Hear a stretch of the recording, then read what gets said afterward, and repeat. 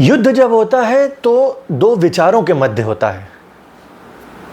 दो व्यक्ति जब एक दूसरे के विचार से सहमत नहीं होते तो एक कोई समूह या एक कोई व्यक्ति अपना विचार दूसरे पर थोपता है, ज़बरदस्ती कहता है कि मेरे विचार ज़्यादा अच्छे हैं, आप मेरे विचार को मानो, और दूसरा व्यक्ति उसको स्वीकार नहीं करता तो वो उस हिसाब से डिफेंस करता है या रिटेलिएट करता है, कुछ भी कह लीजिए। ये जो युद्ध हो रहा है इंडिया पाकिस्तान का, ये भी विचारों का ही युद्ध है, क्योंकि आप या पाकिस्तान चाहता है कि हम टेररिज्म को स्वीकार करें, उनसे दब के रहें और अपने विचारों को प्रकट ना होने दें।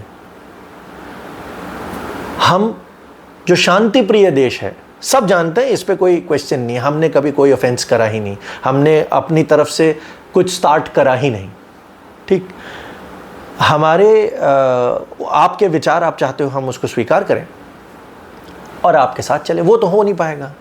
ये बात कल प्रधानमंत्री ने एकदम क्लियर कर दी कि टेरर एंड टॉक्स नहीं हो सकते, पानी और खून एक साथ नहीं बहाया जा सकता और टेररिज्म और बिजनेस साथ में नहीं हो सकता। Let's be very clear. Buddha Purnima की बात भी उन्होंने एकदम साफ साफ शब्दों में बोल दी कि ये सारी चीज़ें एकदम क्लियर होनी चाहिए कि शांति का रास्ता जो भी होता है वो भी कभी कभी ऐसे ही जाना पड़ता है, शक्ति के थ्रू ही जाता है। तो जो शक्तिशाली होगा वो रहेगा। अब रही बात, अब कुछ मैंने एक से पहले एक वीडियो डाला जिसमें मैंने कहा था कि IMF ने जब पैसा दिया है अब this is not going to stop और ये एक अलग टर्न ले लेगा, और वही हुआ। इसने अभी रुका नहीं है पाकिस्तान, इसने एक अलग टर्न लेने का सोच भी लिया है। और कल भी अफवाहें तो बहुत सारी चीज़ें हैं जिसमें मैं बात नहीं करना चाहता। मैं यहाँ पर बस इतना कहना चाहता हूँ कि ये जो विचारों का युद्ध है इसमें हमें भी अपने विचार प्रकट करने चाहिए, और विचार ऐसे प्रकट करने चाहिए कि हम और आप अपनी बात रखें, अपने देश को यूनाइट करें, ये चीज़ समझे कि हम भारतवासी हैं। यह युद्ध किसी धर्म का नहीं है, यह युद्ध भारत और पाकिस्तान का है, यह युद्ध शांति और टेररिज्म का है, या यूं कहें आतंकवाद का है। इस युद्ध में आप किस पक्ष पर हैं ये आपको आज डिसाइड कर लेना है। अफवाहें बिल्कुल ना फैलाएं। बहुत सारी चीज़ें हम भी सुन रहे हैं, मीडिया वालों की बातें भी हम सुनते हैं, मत सुने।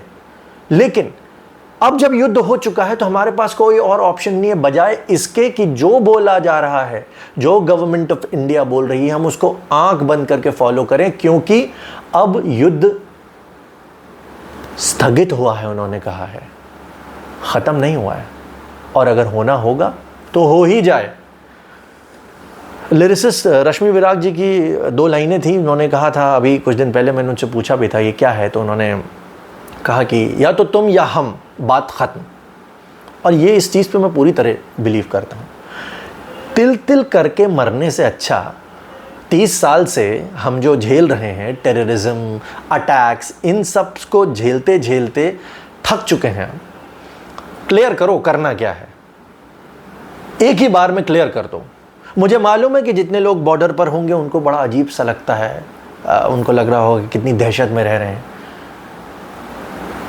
हमें भरोसा करना पड़ेगा, हमें एकजुट रहना पड़ेगा, अफवाहों पर बिल्कुल भी ध्यान नहीं देना पड़ेगा।